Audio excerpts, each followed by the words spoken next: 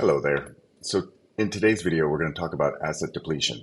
What asset depletion is using assets as income. Historically, it's something that banks aren't great with wrapping their heads around, but we're going to talk about how you can get the most bang for your buck or your client's buck with our approach to asset depletion. So what are the benefits of asset depletion or using assets as income? Well, this can replace and or supplement traditional income. So if a borrower doesn't have enough traditional income to qualify for a loan, we can add to that or supplement their asset-based income to bring them to a level of qualification. Um, it negates the need for things like bank statement loans, which are typically high cost, high rate loans. Anytime something is more outside the box than a more vanilla loan, it starts to get more expensive. And bank statements are pretty far outside the realm of vanilla when it comes to loans. Clients do not have to move these assets to the bank. We just have to show that those assets exist, and we do that through 12 months of bank statements. Um, and they don't need to liquidate investments in order to bring them to a place where they can qualify on just their traditional income.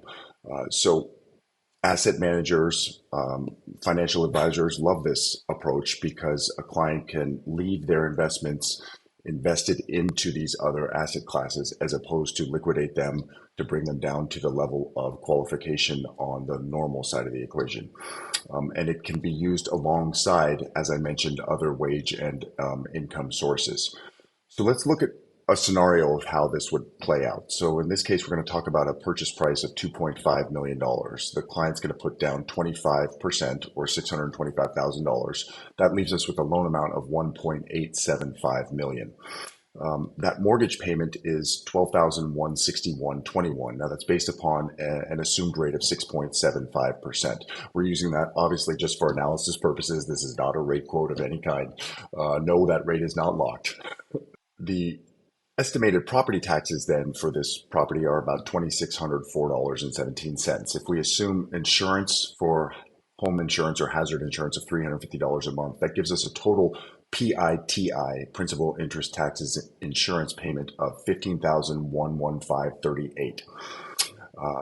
If we assume then that closing costs for this transaction are $17,500, that kind of wraps up the debt side of the equation, if you will.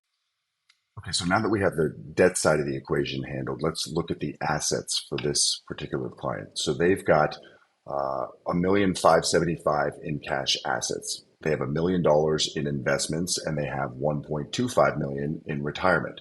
What we do is we value their cash assets at 100%. So that 1,575 becomes 1,575. For investments, publicly traded stocks, bonds, etc., we value those at 70%. So that gets a haircut to 700,000 from that $1 million. Same thing for retirement. Unless a borrower is of retirement age, so 59 and a half or better, then we value retirement age borrowers at 100% of their retirement assets. But for non-retirement age clients, we value those also at 70%, which that's how we get to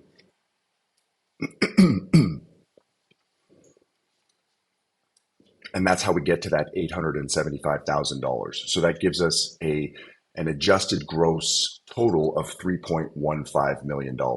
So then if we subtract the down payment that is required, the closing costs, and then the reserves that are required, which in this case is 12 months of that PITI payment, that 15,115.38, we end up with a net residual value of $2.326 million essentially.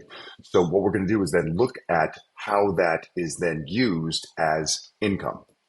At most banks, what they do is they just divide that amount by the term of the loan. So in this case, 30-year loan, 360 months, they arrive at a figure of 6461.43 per month in the form of income from assets. Now, if you use that to determine a debt to income ratio on those expenses, you come up to north of 200%, which is not approvable when you compare it to the 43% that most banks allow for. So they would say, sorry, that doesn't work. The way that we approach these assets is remarkably different. So what we do is we take an amortized payment at 3% over 7 years to arrive at the figure that is usable. And in this equation, that comes out to $30,735.66 per month, which puts us at a DTI of 49.18%. And because we can go to 50% for this program, now all of a sudden we come up with a loan that is approvable. So by having this more sensible approach to income as it relates to assets, we can get those clients that have high assets but maybe are retired or don't have as much traditional income or are self-employed and don't claim that much income because they take the aggressive write-off stance. We can get them into a place where they can qualify for a loan size that is much more manageable and doesn't require them to then liquidate the majority of those investments in order to bring them to a qualification standard of most banks. So, great program. It works really well for high net worth clients. And I would love to answer any questions you have for me. So please don't ever hesitate to reach out. Have a great day. Take good care.